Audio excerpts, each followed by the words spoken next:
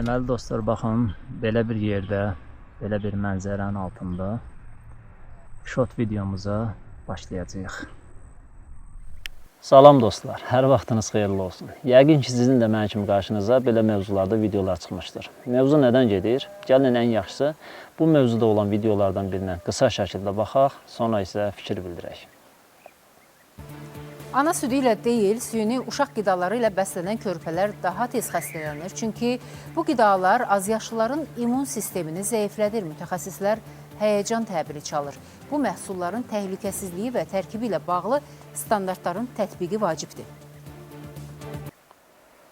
Fikir vermişsiniz, adicə deyirik ki, kənd toyuğu olsun, kənd yumurtası olsun, kənd pendiri olsun və ya bir sözlə hər şeyin təbiisi olan natural qidalar, bioloji qidalar olsun. Niyə axı süni şəkildə insan əlindən çıxmış qidalara üst tutmaqdan bu qədər qorxur və ya çəkinirik?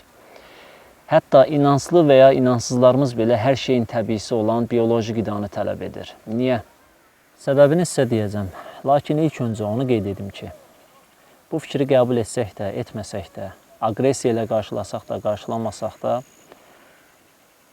yaxud da razılaşsaq da, razılaşmasaq da, hər zaman hətta öz dilimizlə də olsa etiraf etmiş oluruq ki, biz insanlar bilgilərimizi artırmaq bahasına olmuş olsa da belə, təbii qidalar üzərində müəyyən elmi eksperimentlər apardığımızda bunun nəticələri çox zaman xoşa gəlməz olur.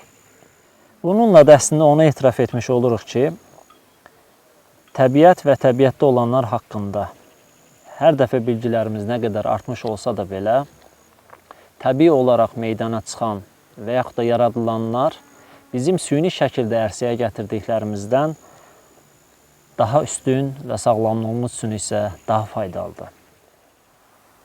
Bax belə, hər birinizə səbir və ehtiram göstərərək məni izlədiyiniz və dinlədiyiniz üçün öz təşəkkürlərimi bildirirəm.